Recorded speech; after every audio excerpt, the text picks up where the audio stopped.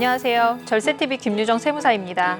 오늘은 3년 이상 장기간 보유한 부동산을 처분했을 때 보유한 기간에 대한 혜택인 장기보유 특별공제에 대해서 말씀드리겠습니다. 부동산을 처분하고 나면 양도소득세를 계산해서 내야 하는데 내가 판 금액인 양도가액에서 취득할 때 들어간 매수비용, 취득세, 공인중개사 수수료 등 필요 경비를 모두 차감하면 순수한 나의 이익인 양도차익이 계산됩니다. 양도차익에서 보유한 기간에 대한 혜택인 장기보유 특별공제의 금액을 차감해서 양도소득 금액을 계산하는데요. 오래 보유할수록 더 높은 공제율을 적용받게 됩니다. 3년 이상 보유한 경우 6%부터 매년 2%포인트씩 증가하여 15년 이상 보유한 경우 최대 30%까지의 공제율이 적용됩니다.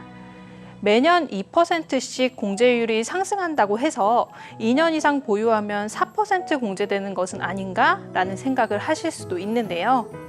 장기보유 특별공제는 3년 이상 보유한 경우 적용되는 것이기 때문에 3년 미만 보유한 경우에는 적용되지 않음을 기억하시기 바랍니다. 이제는 예외적인 경우에 대해서 말씀드릴 차례인데요. 1세대 1주택자가 그 주택을 9억 원 이상의 금액으로 양도하게 된다면 9억 원까지는 비과세가 되지만 그 이상의 금액에 대한 양도차익은 과세가 됩니다. 이때 적용되는 장기보유 특별공제율은 원칙적인 공제율보다 조금 높습니다. 2020년까지는 2년 이상 거주한 1세대 1주택에 대해서 최소 24%부터 최대 80%까지 적용이 되지만 내년부터는 보유기간과 거주기간으로 나누어서 매년 4%씩 계산해서 각각 12%부터 최대 40%로 합산하면 최대 80%까지 공제율이 적용되도록 세법이 개정되었습니다. 1주택인 경우 거주기간이 10년 미만이라면 올해 처분하는 것과 내년 이후에 처분하는 것이 다른 결과를 나타낼 수가 있습니다.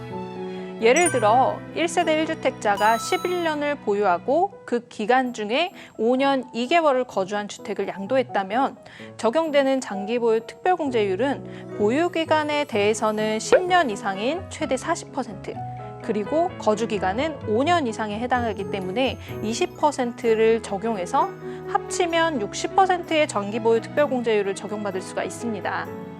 올해는 2년 거주한 주택에 대해서 장기보유 특별공제율을 적용할 때 보유기간만 계산을 하기 때문에 올해 안에 양도하게 된다면 80%의 공제율을 적용받을 수가 있습니다. 올해가 얼마 남지 않았지만 주택을 매도할 계획을 가지고 있는데 나는 딱 이런 상황이다 하시는 분들은 매도를 서두르시는 것이 절세를 하는 방법입니다. 취득부터 양도까지 모두 상황이 다르기 때문에 상황에 맞는 절세 방법도 다 다릅니다.